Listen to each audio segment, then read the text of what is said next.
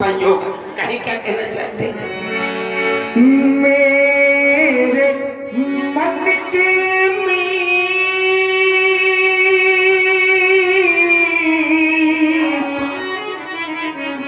मैं प्रतिकार क्या दूं, स्नेह का सत्कार क्या दूं, प्रेम का उपहार क्या दूं, बंधु दर्शन हित त्रिगोणे पलकों के पावड़े बिछाए और प्राणों ने परस कर ये पग अमर वरदान पाए, खिलखिला कर हंस पड़ी शहूर कुछ कहते भी कलिया कि लंकेश पर ऋतुराज जब की हो स्वयं मिथिला में आए, तुम्हें अकिंचन इस कृपा सौजन्य का प्रतिकार क्या दूं, स्नेह का सत्कार क्या दूं, प्रेम का उपहार क्या दूं। स्वागत स्वीकार।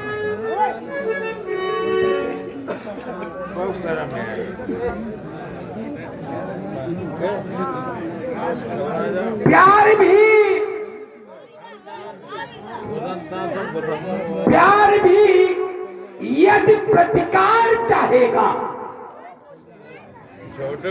प्यार भी यदि प्रतिकार चाहेगा अर्थात बदला चाहेगा, तो प्यार प्यार नहीं व्यापार हो जाएगा। फिर प्यार और व्यापार में अंतर क्या रह जाएगा? क्योंकि व्यापार में भी बदले की भावना है। हमने इतना लगाया तो कुछ मिले, ये व्यापार है, ये प्यार नहीं। प्यार तो समर्पण का नाम है, प्यार तो त्याग का नाम है।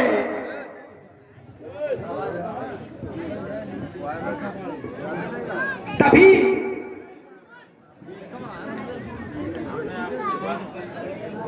एक विद्वान ने कहा कि इस क्योंकि यहां सब स्वार्थी है, प्यार नहीं है किसी को, केवल और केवल एक प्यार है जो बिना स्वार्थ का है, वो मां का प्यार। केवल मां अपनी संतान को जो प्यार करती है वो निस्वार्थ भाव से, बाकी सब व्यापार करते हैं, कोई प्यार नहीं करता है। तो मनीषी ने लिखा कि बेदर्द जवाने में प्यार कहाँ मिलता है, इस बेदर्द जवाने में प्यार कहाँ मिलता है, वफा की जिसमें खुशबू हो वो गुलजार कहाँ खिलता है। वो जवाने और थे, जवाने और थे जब यार पे मिटते थे, अब यार के पीछे मिट जाए वो यार कहाँ मिलता। तुम याद है इन मानवता की साकार मूर्त, दानवता को धरने वाली, सत्य अहिंसा और न्याय का आदिक पालन करने वाली है कौन कार्य जग में ऐसा जो पूर्ण ही तुम कर सकते।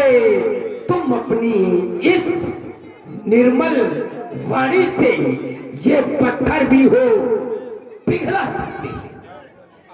अभी मैं मिथिला में प्रवेश कर रहा था तो वाणी के संबंध में बड़ी चर्चा हो रही थी।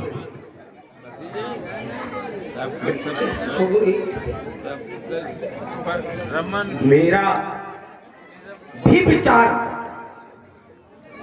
एक वाणी पर टिप्पणी करने का हुआ, क्योंकि मिथिला में जब वाणी पर प्रकाश डाला गया तो लगा अगर उस पर मैंने प्रकाश न डाला तो वो प्रकाश अधूरा रह जाएगा।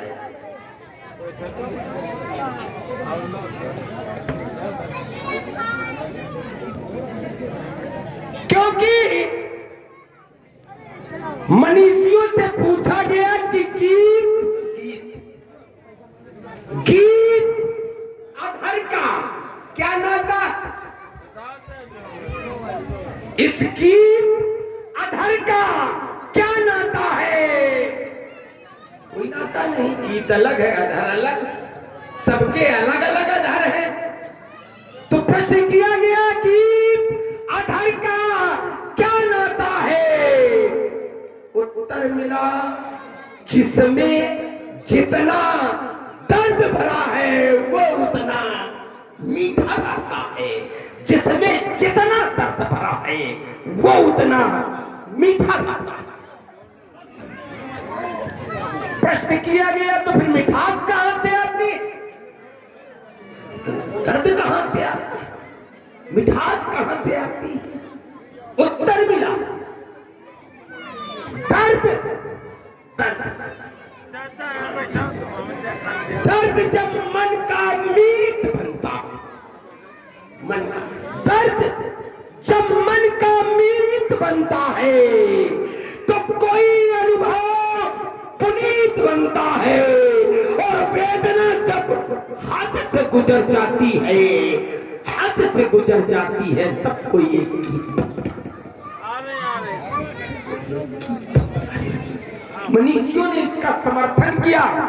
वियोगी होगा पहला कवि, आह से उपजा होगा गान, निकल कर नैनों से चुपचाप वही होगी कविता। अभी तुम मानवता की साकार मूर्ति, तुम अपनी इस निर्मल वाणी से ये पत्थर भी हो पिघला सकते हैं। कार तुम्हारे सिरखच झिलमिल झरना झरने वाले हो, मानवता की साकार मूर्ति सिरखजनक। देख रहा हूं देश देशांतर के नेपालों महिपालों भूपालों का आगमन, सभी तुम्हारे प्रण को सुनकर उपस्थित हुए। उसी श्रृंखला में मैं भी तुम्हारे प्रण के संदर्भ में जानकर उपस्थित हुआ। चाहे देखिए राज्य के अन्य था, मैं बढ़ रहा हूं भगवान भूत भावन शंकर के पावन पिनाक।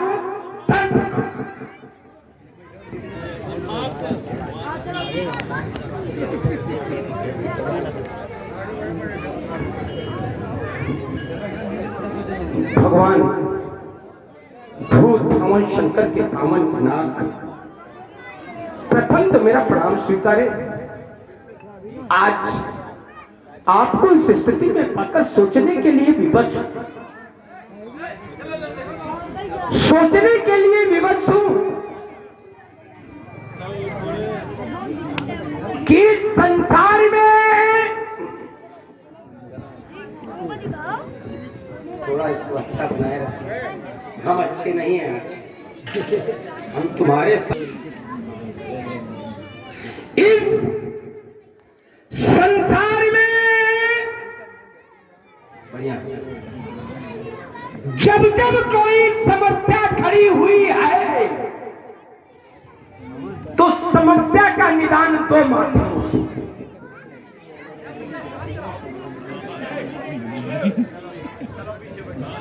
या तो शास्त्र के माध्यम से या शस्त्र के माध्यम से।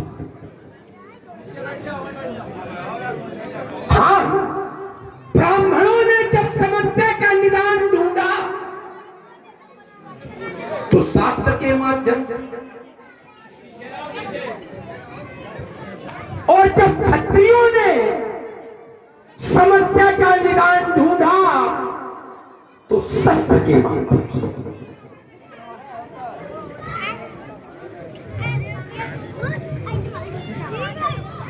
ब्राह्मण इन शास्त्रों का पूजन न करे, चलेगा। इन शास्त्रों के अनुसार न चले, चलेगा। लेकिन यदि इन शास्त्रों की होली जलाएगा तो उसके ब्राह्मणत्व पर प्रश्न चिन्ह खड़ा हो जाएगा। क्षत्रिय अस्त्र शस्त्रों का पूजन न करे, चले न करे। अस्त्र शस्त्रों का प्रयोग भी न करे तो भी चलेगा। लेकिन अगर क्षत्रिय अस्त्र शस्त्रों को नष्ट कराएगा तो उसके क्षत्रित्व पर प्रश्न चिन्ह खड़ा हो जाएगा।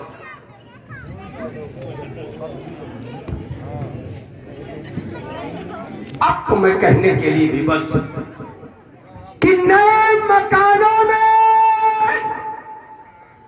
चीजें पुरानी कौन रखता है?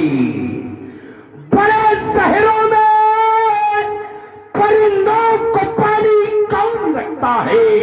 हम थामे खड़े गिरती हुई दीवार को वरना सलीके से बुजुर्गों की निशानी कौन रखता है? सलीके से बुजुर्गों की निशानी कौन? मिथिला समाज में सम्मानित दशारंगी का शुभागमन, शुभ आगमन के उपरांत राजा जनक के द्वारा स्वागत और सम्मान से अभिभूत होना, राजा जनक की प्रशंसा के साथ साथ आशीर्वाद से भी सिंचित करना। तदुपरांत समाज में एक वक्तव्य, ये आप लोग बहुत बोल रहे हैं संजय,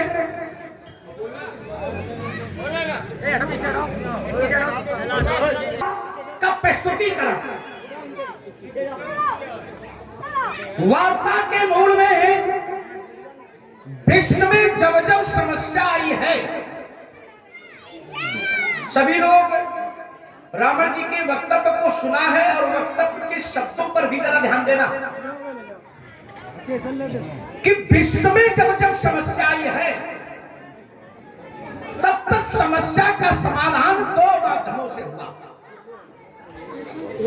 अगर ब्राह्मणों ने समस्या का समाधान किया है तो शास्त्र का सहारा लिया, और क्षत्रियों ने जब समस्या का समाधान किया तो शस्त्र का सहारा लिया। ब्राह्मण शास्त्र को नष्ट करेंगे तो प्रश्न चिन्ह खड़ा होगा, क्षत्रिय शस्त्र को नष्ट करेंगे तो प्रश्न चिन्ह खड़ा होगा। चलिए, बढ़िया बढ़िया, इन्हें बहुत बढ़िया प्रस्तुतिकरण प्रस्तुत हुआ है। कुछ ऐसे हम उदाहरण देना चाह रहे हैं कि ब्राह्मणों ने शास्त्र का तो सहारा लिया लेकिन समस्या का निदान नहीं किया बल्कि समस्या को बढ़ाया। क्षत्रियों ने शस्त्र का सहारा तो लिया लेकिन समस्या का निदान नहीं किया बल्कि समस्या को बढ़ाया है।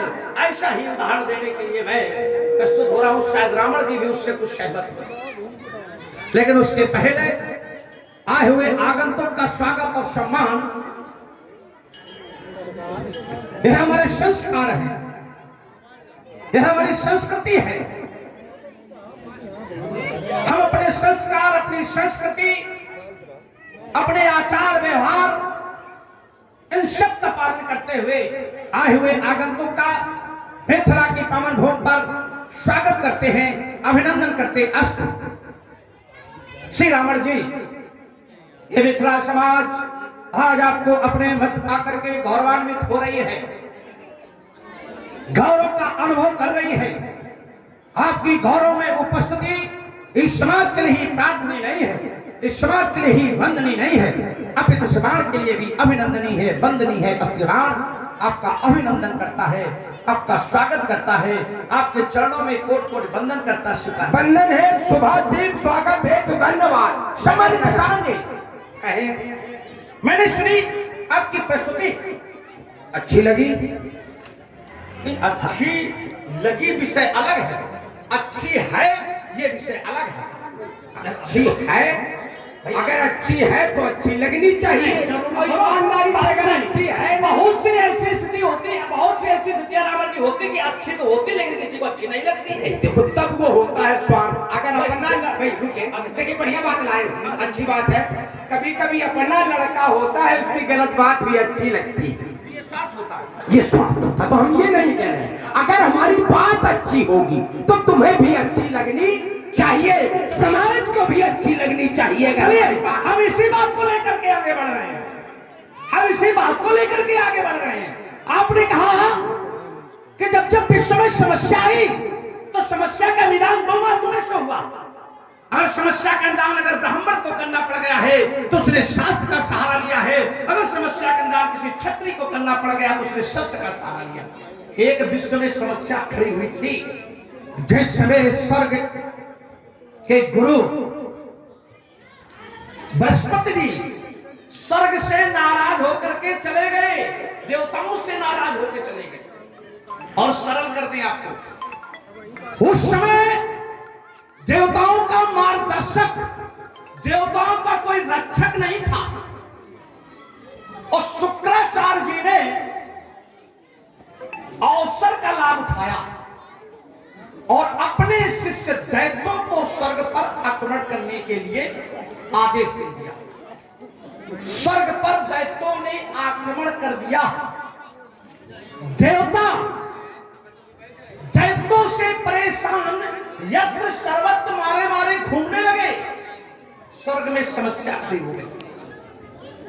सभी देवता एकत्र होकर के ब्रह्मा जी के पास पहुंचे और ब्रह्मा जी ने कहा कि सभी लोग जाओ ऋषि त्वष्टा के पास और उनके पुत्र विश्वरूप को अपना गुरु, अस्थाई गुरु नियुक्त करो, तब तक जब तक तुम्हारे गुरु यहां पर ना आ जाए।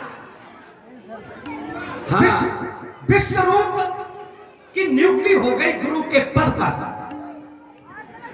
लेकिन विश्वरूप ने क्या किया? क्योंकि विश्वरूप के 3 मुख थे, उनका एक नाम तीसरा भी था। साधुवाद, धन्यवाद, बहुत धन्यवाद आपको। हाँ, अपने पद की गरिमा का ध्यान नहीं रखा। विश्वरूप ने स्वर्ग की समस्या का ध्यान नहीं रखा, बल्कि देवताओं के शत्रु दैत्यों की मदद करनी शुरू कर दी। परिणाम स्वरूप इंद्र ने देखा कि विश्वरूप के द्वारा धर्म की ओट में दैत्यों की मदद की जा रही है, हमारे शत्रुओं की मदद की जा रही है। इंद्र ने विश्वरूप का सर काट दिया। समस्या फिर खड़ी हो गई स्वर्ग में। क्यों? क्योंकि पुनः दैत्य स्वर्ग पर आक्रमण करने की योजना बनाने लगे। समस्या फिर स्वर्ग पर। त्वष्टा जो विश्वरूप के पिता थे, त्वष्टा ने क्या किया? शास्त्र का सहारा लिया, एक यज्ञ किया और यज्ञ से जो पुत्र पैदा किया था वृत्तासुर को पैदा किया। तो वृत्तासुर ने देवताओं को ही सताना शुरू कर दिया। जबकि समस्या क्या थी? समस्या तो स्वर्ग की थी। तो त्वष्टा को क्या करना चाहिए था? स्वर्ग की समस्या समाप्त करनी चाहिए थी, देवताओं की समस्या समाप्त करनी चाहिए थी। तो शास्त्र का तो सहारा लिया, लेकिन देवताओं को ही परेशान करने वाले पुत्र को पैदा कर दिया। देवताओं के ही नहीं, वो परेशान कर रहा था। वृत्तासुर उसका नाम ही पड़ा क्योंकि वो वृत्ताकार होकर के रोज 4 धनुष चारों ओर बढ़ता था, चारों ओर बढ़ता था। और ऐसा पुत्र पैदा किया कि उसके शरीर से विश्व में समस्या खड़ी हो गई। राय ब्राह्मण थे, समस्या का शास्त्र का सहारा लिया था, तो समस्या का निदान होना चाहिए था, समस्या को बढ़ाया नहीं जाना चाहिए था। अल्प विराम सच है, यदि बबूल का पेड़ बोया जाएगा, हम 2 शब्दों में उत्तर करेंगे। तुम बहुत लंबी वार्ता चले, कहाँ से कितना लंबा, हम 2 शब्दों में इसका उत्तर करें। कोई उत्तर जब नहीं मिलता तो यही फिर बातें आती है निकल के, है ना? उत्तर करें 2 शब्दों में करेंगे तो उत्तर मिल नहीं रहा होता। अगर हमें भी न मिल रहा होता हम मिलन भी करते। पेड़ और आम के पेड़ पैदा करो।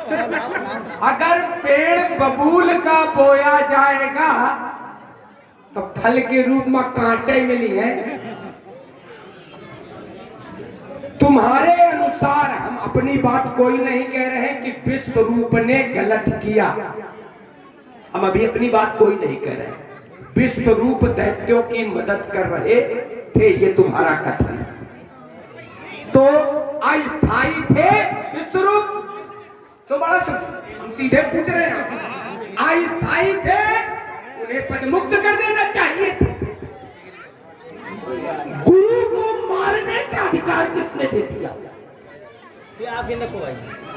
गुरु और पिता के दोषों को देखने का अधिकार किसने दे दिया?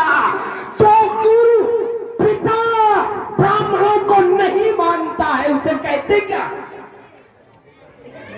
देव विप्र गुरुमान न कोई, इन्हें क्या कहते हैं? राक्षस। मां नहीं, मात पिता नहीं, विवाह, ये क्या कहते हैं? तो जब राक्षसी कर्म करेंगे तो भोगेगा कब? गुरु को मार दो। अरे तो फिर रावण और देवराज इंद्र में अंतर क्या रह गया? और पसंदीदार है बढ़िया।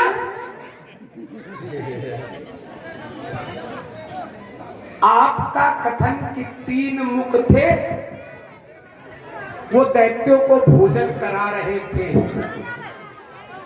गलत क्या कर रहे हैं? क्या गलत है? ब्राह्मण का नैतिक कर्तव्य है सर्वे भवन्तु सुखिनः, सर्वे सन्तु निरामया, सर्वे भद्राणि पश्यन्तु मा कश्चित् दुःखात् भवेत् कश्चित्। किसी को भी नहीं। गलत क्या कर रहे थे? दैत्यों को भी भोजन करा रहे थे, देवताओं को भी भोजन करा रहे थे। गड़बड़ काम। और इंद्र तो यही काम है, मार डालो, मारो तो भागा। एक तो ये बात में कही रहा है, तो कथा लंबी होती जा रही है। छोड़ दिया, चलो छोड़ो फिर। भाई अगर आप कह रहे हैं कि 2 शब्दों में मैं बात कह रहा हूं, मैंने 2 शब्दों में ही उत्तर कर दिया था। ये तो लंबी कथा हो रही। कथा नहीं, ये स्पष्टीकरण है। चलिए, आपने कहा कि गुरु को मारने का अधिकार किसने दे दिया? बढ़िया ढूंढ के लाए। अब इतनी बढ़िया बात कही है, हम यही बात के पैसा ले कैसे?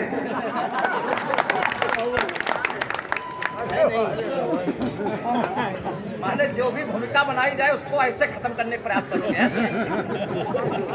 हेलो, हमको नहीं मानना चाहिए। गुरु का दोष देखने का अधिकार किसको? बहुत ऐसे घटनाक्रम रावण जी हैं जब गुरुओं को मारा भी गया है और गुरुओं के दोष भी देखे गए, और उन गुरुओं के प्रिय शिष्यों ने खड़े होकर के युद्ध में गुरु का वध किया। जैसे भी अब बताते चलते सब धीरे में, अब सुनते तो ना क्या घबराए जा रहे हैं, इतना परेशान क्यों हो रहे हो? चोट होगी। शास्त्र भी कहते हैं कोट शासन कर्तस्य प्रकृति नाम च दूषणाम, ब्राह्मण स्त्री बाल हंताए, ब्राह्मण स्त्री बाल हंताए वध सेविका स्थिता। अगर शत्रु की मदद करने वाली स्त्री भी है, शत्रु की मदद अगर बालक भी कर रहा है, शत्रु की मदद अगर ब्राह्मण भी कर रहा है, शत्रु की मदद अगर कोई राजा भी पहुंचा रहा है, तो ऐसे व्यक्ति को मार देना ही उचित है। शास्त्र कहते हैं, हम बनावटी बात नहीं बोल रहे। शास्त्र कहते हैं कि शत्रु की मदद करने वाले की हत्या कर देनी चाहिए, और यही काम इंद्र ने किया। क्यों? क्योंकि बेशर्म रुक जाओ बीच में। हाँ, एक शब्द केवल। इसमें कहीं गुरु आ रहा है? ये जो नाम आपने बताया ब्राह्मण, बालक, नारी, राजा, इसमें कोई गुरु है? ऐसा थोड़ा निकल जाओगे, मजबूत फंदा है। इतना क्या भगाए जा रहे हैं? हाँ, अरे सुन लो, हम जानते हैं कि बीच में बोलोगे तो कुछ भूल के लाओगे, चाहे बाद में भूल जाओगे बोलने के लिए। छूट जाता, हाँ छूट जाता, बोलने से रह जाता। क्या कह रहे हैं? इसमें गुरु नहीं आ रहा है। क्या है? व्यक्ति को मार देना। जी राजा में ब्राह्मण, राज्य में ब्राह्मण जो होते हैं वो किस पत्र होते हैं? कैसा ब्राह्मण गुरु ही पद पर? कुछ होते हैं, रुक जाओ, कुछ होते हैं भाई, कुछ होते हैं। अब चलिए हम थोड़ी देर के लिए आपकी बात एक यहाँ पर जोड़ ले। गुरु है क्या? फिर पैसे कहा होता है गुरु कौन है? ये बात आपने बढ़िया कही। गुरु कौन है? गुरु कौन है? तो गुरु शब्द की जब व्याख्या होती है तो गु माने अंधकार, रू माने प्रकाश, जो अंधकार से प्रकाश की ओर ले जाए, जो असत्य से सत्य की ओर ले। रुक जाओ, बात है। तो सत्य असत्य से सत्य की ओर ले जाए तो क्या है? विश्व रूपी यही कर रहे थे, यही गुरु है, नहीं मानना चाहिए। तो क्या विश्व रूपी यही कर रहे थे? अपने कर्तव्य का निर्वहन कर रहे थे। हाँ बिल्कुल। देख रहे छोड़ो, छोड़ो, देखो मजा सुना तो ऐसे थोड़ा भी मौका लोगे। हम जानते हैं कि बाद में नहीं बोल पाओगे। एक बात ईमानदारी से बताओ कि गुरु विश्वरूप क्या अपने कर्तव्य का निर्वहन कर रहे थे? बस इतना कर हाँ ना में उत्तर दो। हाँ, कैसे? उनका कर्तव्य क्या था? पहले एक शब्द में होता है, सर्वे भवन्तु सुखिनः। गुरु का सर्वे सन्तु ब्राह्मण सीधा रोको, ये हमें बताओ, ये गुरु का कर्तव्य नहीं है, ये ब्राह्मण का कर्तव्य है। सर्वे भवन्तु सुखिनः सर्वे सन्तु निरामया, ये गुरु का कर्तव्य नहीं है। गुरु का कर्तव्य है अपने शिष्य को अपनी पद और गरिमा का मान रखते हुए आगे बढ़ाओ।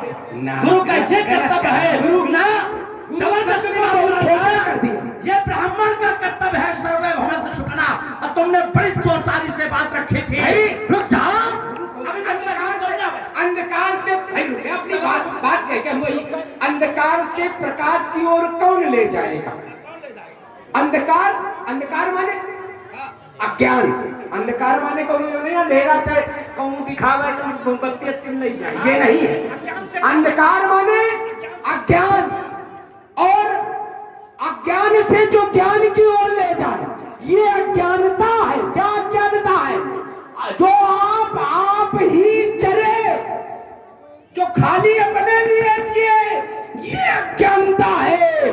और जो समाज के लिए जिए, सबके लिए जिए, यही ज्ञान है। रुक तो फिर शुक्राचार्य ने इस सिद्धांत का पालन क्यों नहीं किया? फिर शुक्राचार्य भी ब्राह्मण थे तो अवसर का लाभ उठाकर के देवताओं पर आक्रमण क्यों कर दिया? भाई उनके मन में यही भावना आनी चाहिए थी, सर्वे भवन्तु सुखिनः सर्वे सन्तु निरामया सर्वे भद्राणि। शुक्राचार्य भी तो ब्राह्मण थे।